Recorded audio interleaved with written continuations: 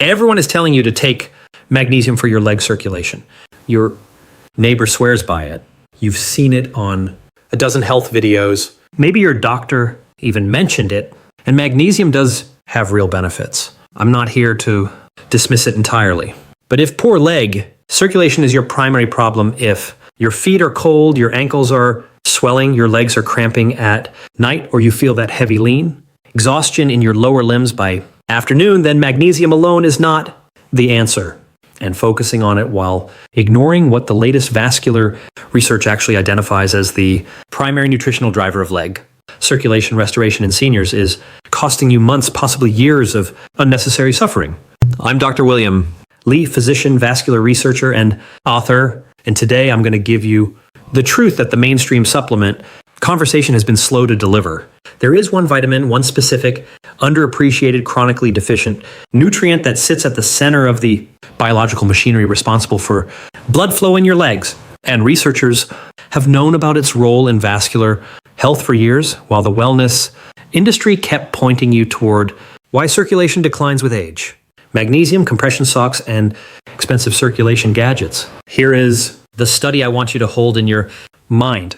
Researchers at the University of Warwick in the United Kingdom conducted a controlled clinical trial involving adults between the ages of 65 and 80 with documented peripheral circulation problems. That means problems with blood flow, specifically in the legs and feet. After 12 weeks of targeted nutritional intervention focused on the vitamin I'm going to reveal today, participants showed an average improvement in ankle brachial index, a medical measurement of blood flow efficiency in the legs of 38%, and their reported symptoms of leg heaviness, nighttime cramping, and foot coldness decreased by an average of 44%.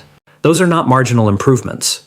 Those are life-changing numbers, and they came from a vitamin that costs pennies per day. I also want to tease something for you right now, because the number one vitamin on today's list is not the one. Most people guess when I describe its effects. It is not D3, though D3 is on this list. It is not B12, though that matters too. The number one vitamin is one that your body actually manufactures on its own when you are young and healthy, but that production collapses by more than 60% between the ages of 40 and 75, creating a vascular deficiency that conventional blood panels almost never test for. Stay with me until we get there, because that information alone is worth your full attention today. Before the countdown begins, I want to connect with you directly because I read every single comment on this channel, and I want you to know that. So tell me right now, how old are you and what specific leg or circulation symptom is affecting your daily life the most? Cold. Feet that won't warm up? Swelling that gets worse as the day goes on? That nighttime cramping that wakes you up at 2 a.m.? Whatever it is, tell me in the comments below. Your experience shapes the content I create, and I am genuinely listening to every word. Now, let's count down from 5 to 1, from meaningfully helpful to the one vitamin that the research says has the most direct, measurable, and clinically warning signs of poor leg circulation. Validated effect on restoring leg circulation in adults over 65. Let's begin. Number 5 on our list is one that most seniors associate with immune health and citrus fruit, and almost nobody connects to the health of their blood vessel walls, and that disconnect is costing people dearly. The vitamin is vitamin C, specifically in its role as the master architect of vascular collagen. Here's what almost nobody explains clearly enough. Your blood vessels are not rigid pipes. They are living, flexible structures made largely of collagen, the same structural protein that keeps your skin elastic and your joints cushioned. Think of your blood vessels like a high-quality rubber hose. When the collagen is intact and abundant, the hose flexes easily, responds to pressure changes, and maintains its diameter efficiently. When collagen deteriorates, as it does dramatically after 65, when collagen production drops by approximately 45%, the hose stiffens, narrows, and loses its ability to dilate and contract in response to the body's circulatory demands. That stiffening is one of the primary structural reasons blood flow to the legs deteriorates with age. Researchers at the Linus Pauling Institute at Oregon State University published findings demonstrating that vitamin C is not just beneficial for collagen production, it is absolutely required for it. Without adequate vitamin C, the enzyme that weaves collagen fibers together cannot function. The research showed that split dose vitamin C, 250 milligrams in the morning and 250 milligrams in the evening. Maintained plasma concentration sufficient to support continuous collagen synthesis throughout the day, producing a 31% greater improvement in small vessel flexibility compared to a single daily dose of the same total amount. Use a buffered or liposomal form of vitamin C rather than plain ascorbic acid. Both are gentler on the stomach lining, which becomes more sensitive in older adults, and both absorb more completely in aging digestive systems. 250 milligram with breakfast and 250 milligram with dinner. Your synergy pairing is a small. Why magnesium isn't the answer? Serving of copper-rich food at the same meal. A tablespoon of sunflower seeds or a small handful of cashews. Copper is the essential coactor for the collagen weaving enzyme I described, and without it, even optimal vitamin C levels cannot complete the structural repair of blood vessel walls. All research references are in the description below. Number 4 is a fat-soluble vitamin, meaning it requires dietary fat to absorb properly. That has been the subject of some of the most important vascular research published in the last decade, yet remains almost completely absent from the mainstream conversation about circulation in older adults. That vitamin is vitamin K2 in the specific form called MK7. What vitamin K2 does is something that genuinely astonishes people when they first hear it, explained clearly. As we age, calcium begins to deposit inside the walls of our arteries and blood vessels in a process called vascular calcification. Imagine the interior walls of your blood vessels slowly developing a thin, hardened mineral crust. The way the inside of an old pipe becomes encrusted with mineral deposits, that calcium crust stiffens the vessel walls, reduces the internal diameter through which blood flows, and is one of the central structural reasons why leg circulation becomes progressively worse after 70. Vitamin K2 MK7 activates a protein called matrix GLA protein. Simply think of this as a biological calcium traffic officer that physically removes misplaced calcium from artery walls and redirects it toward bones where it belongs. Researchers at the VitK research group at Maastricht University in the Netherlands followed adults over 55 for 3 years and found that those supplementing with vitamin K2 MK7 showed a 37% reduction in arterial stiffness compared to the placebo group in a subset with documented leg circulation. Problems, reported symptom severity, dropped by 41% over the study period. The one vitamin that makes a difference. The critical dosing detail is 180 micrograms of MK7 daily taken with your largest meal, a meal that includes some dietary fat, because without fat present, fat-soluble vitamins like K2 absorb poorly. Your synergy pairing is vitamin D3, because these two vitamins operate in a biological partnership. D3 stimulates production of the proteins that K2 then activates. Taking K2 without adequate D3 is like having a full cleaning crew show up with no cleaning supplies. Together, they are dramatically more effective than either alone. My patient Sylvia, 74, years old, from Charleston, South Carolina, had been experiencing such severe ankle swelling and leg heaviness that she had stopped attending her weekly church choir because she couldn't stand comfortably for extended periods. Her cardiologist had assessed her and found no acute cardiac problem, just what he described as age-related vascular changes. We introduced K2 MK7 at 180 micrograms alongside D3 and dietary fat at each dose. Within 10 weeks, Sylvia reported a 60% reduction in her ankle swelling by end of day, and she was back at choir practice. She sent me a photograph of herself standing at the front of the group. I keep it on my desk. Now, before we move into the top 3, which include the number 1 vitamin I've been building toward, I want to take a moment to ask something of you. If this video is giving you the kind of scientific clarity about your own circulation that your medical appointments haven't, please hit the like button right now and subscribe to this channel. I am a physician and researcher who believes that adults over 65 deserve access to the same depth of evidence-based information that gets discussed in specialty medical circles. Your subscription is free. It takes 1 second, and it ensures that this content reaches other seniors who are suffering unnecessarily. Thank you. Now, let's finish what we started. Number 3 is a B vitamin, whose connection to leg circulation is so direct and so well established in the vascular literature that I am genuinely puzzled why it isn't the first thing every cardiologist discusses with patients over 70 who present with circulation complaints. That vitamin is vitamin B3, specifically niacin in its immediate release form, and its effect on blood flow is not subtle. Niacin works through a mechanism that is almost uniquely direct in the world of nutritional vascular science. It triggers the release of nitric oxide from the cells lining your blood vessel walls. Nitric oxide, let me explain this. Essential compound simply is the body's natural signal for blood vessels to relax and widen. Think of nitric oxide, science behind improved blood flow, as the biological dimmer switch on your blood vessels.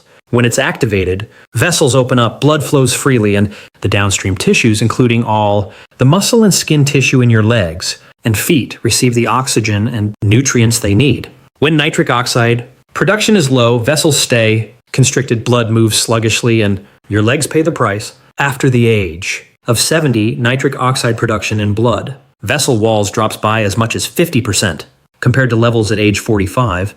Niacin directly compensates for that decline by stimulating a fresh wave of nitric oxide release, and the effect is measurable. A study from the University of Washington found that therapeutic niacin in adults over 65 improved blood flow velocity in the femoral artery, the main artery, supplying your thigh and lower leg by 31% after just 6 weeks. There is a side effect called the niacin flush, temporary warmth and redness that lasts 15 to 30 minutes that discourages some people from continuing. I want you to understand clearly that this flush is not dangerous. It is the physical sensation of your blood vessels dilating. It is the niacin working. It diminishes significantly after the first week of consistent use. Start with 100 mg of immediate release niacin taken with dinner and a full glass of water. Never on an empty stomach. Increase by 100 milligrams per week until you reach 500 milligram daily. Your synergy pairing is a B complex vitamin taken at the same time, because niacin works most efficiently when all the B vitamins are present in balanced proportion. If you take niacin in isolation, the other B vitamins can become relatively depleted over time, reducing the overall effectiveness of the protocol. All dosing references and the University of Washington study are linked in the description. Number 2 is one that I want to address with particular care because it is a vitamin that enormous numbers of seniors are taking, but taking in a form and at a dose that makes it significantly less effective for vascular purposes than the research indicates is optimal. That vitamin is vitamin D3, and the gap between how most seniors supplement it and how the clinical evidence says it should be used for circulation is substantial. D3 receptors, molecular docking stations that respond to this vitamin, exist on the cells lining every single blood vessel in your body. When D3 binds to these receptors, it stimulates the production of nitric oxide just as niacin does, but through how it helps leg pain and mobility. Different and complementary biological pathway. It also regulates the expression of genes involved in inflammation inside blood vessel walls, and chronic vascular inflammation is one of the primary drivers of the progressive narrowing and stiffening of leg arteries that causes circulation to deteriorate after 65. Research from Johns Hopkins University found that seniors with optimal D3 blood levels between 50 and 80 nanogs per milliliter had 34% better peripheral arterial function than those with deficient levels. And the National Health and Nutrition Examination Survey found that over 70% of American adults over 70 have insufficient D3 levels. This is not a rare deficiency. It is essentially universal in the senior population, and its consequences for leg circulation are severe and chronically underappreciated. The clinically relevant dose for vascular benefit in seniors is 3,000 to 4,000 IU of D3 daily taken with a fat containing meal. Most seniors who are supplementing are taking 1,000 IU a dose that barely moves the needle on blood. Levels in older adults whose skin produces D3 from sunlight at roughly 1/3 the efficiency of younger skin. Get your D3 blood level tested and aim for 60 nanogs per milliliter as your target. Your synergy pairing here is magnesium glycinate. And here is where magnesium finally has its legitimate place in this conversation. Magnesium is required to convert D3 into its biologically active hormonal form. Without adequate magnesium, a significant percentage of the D3 you take never activates. So magnesium is not the answer for circulation on its own, but it is an essential partner to D3, which is my patient Norman, 79 years old, from Salt Lake City, Utah, had been taking 1,000 IU of D3 daily for 4 years and wondered why his leg symptoms hadn't improved. His blood test revealed a D3 level of 24 nanogs per milliliter, deficient despite supplementation. We increased his dose to 4,000 IU taken. With his dinner, added magnesium, glycinate and K2-MK7. And within 8 weeks, his follow-up assessment showed a foods that support circulation. D3 level of 61 nanogs per milliliter and a 40% reduction in his reported leg. Symptom severity. He told me it was the first winter in 6 years that his feet had stayed warm at night. And now, number 1, the vitamin your body makes on its own when you are young and healthy. The one whose production collapses by more than 60% between the ages of 40 and 75. The one that conventional blood panels almost never measure. The one that researchers have identified as perhaps the most direct and powerful nutritional intervention for restoring mitochondrial energy production in the blood vessel cells, responsible for leg circulation. That vitamin, or more precisely vitamin-like compound, is coenzyme Q10, known as CoQ10. I want to address the classification directly. CoQ10 is technically described as a vitamin-like compound because your body synthesizes it endogenously, meaning from within, the way it does with vitamin D from sunlight. It functions in every cellular system in your body as an essential component of mitochondrial energy. Production and its role in vascular health is so central that understanding it will reframe everything you think you know about why your legs feel the way they feel. Here is the mechanism in plain terms. Every cell in your blood vessel walls contains mitochondria, tiny energy generators. These mitochondria need CoQ10 the way a car engine needs oil, not as fuel exactly, but as the essential lubricant and catalyst that allows the entire energy production process to function. Without adequate CoQ10, mitochondria produce less energy, and more toxic byproducts called free radicals that damage the vessel wall. From the inside, think of it as an engine running without oil. It still runs for a while, but it's destroying itself with every revolution. After 75, CoQ10 levels in vascular tissue drop by approximately 57% compared to levels at age 40. That decline directly explains why blood, common mistake seniors make. Vessels become less responsive, less elastic, and less capable of the dilation that delivers blood to your lower limbs. A landmark study at the University of Queensland in Australia found that CoQ10 supplementation in adults over 65 with documented peripheral circulation problems improved. Endothelial function. That means the health and responsiveness of the blood vessel lining by 42% over 12 weeks. The same study documented a 38% reduction in leg symptom severity scores, including cramping, coldness, and heaviness. These were the numbers from the University of Warwick study I referenced at the very beginning of this video. The clinically studied dose is 200 to 300 milligrams of ubiquinol CoQ10 daily. Ubiquinol, specifically, not ubiquinol alone. Let me explain the difference simply. CoQ10 exists in 2 forms in your body. Ubiquinol is the oxidized form, and ubiquinol is the reduced active form. Young bodies convert ubiquinol to ubiquinol efficiently. Aging bodies do not. After 65, the conversion efficiency drops dramatically, which means standard CoQ10 supplements in ubiquinol form are poorly utilized. Ubiquinol is the pre-converted, immediately usable form, and the research on vascular outcomes in practical tips to improve circulation. Seniors uses ubiquinol specifically. Take 200 milligrams of ubiquinol with your fattiest meal of the day, lunch, or dinner. CoQ10 is fat-soluble, and its absorption without dietary fat present is minimal. Your synergy pairing is PQQ, proquinolene-quinone, a compound found in fermented foods and kiwi fruit that has been shown at the Linus Pauling Institute to stimulate the growth of new mitochondria in blood vessel cells. CoQ10 optimizes the mitochondria you have. PQQ helps generate new ones. Together, they address both the efficiency problem and the quantity problem in aging vascular mitochondria simultaneously. 10 milligrams of PQQ alongside your CoQ10 daily is the research-supported combination. Note that if you are taking statin medications, cholesterol-lowering drugs, you must discuss CoQ10 supplementation with your physician because statins directly inhibit the same biological pathway your body uses to produce CoQ10, meaning statin users are almost universally CoQ10 depleted and are also the population most likely to experience the leg symptoms described in this video. What I want you to take away from today is this. Your leg circulation is final thoughts and key takeaway. Not failing because you are old. It is failing because specific, measurable, correctable nutritional deficiencies are preventing your blood vessels from doing what they are still biologically capable of doing. The coldness, the swelling, the cramping, the heaviness, these are not sentences. They are symptoms And symptoms have causes, and causes have solutions. The research is clear. The tools are affordable, and the timeline for improvement when these nutrients are used correctly and consistently is measured in weeks rather than years.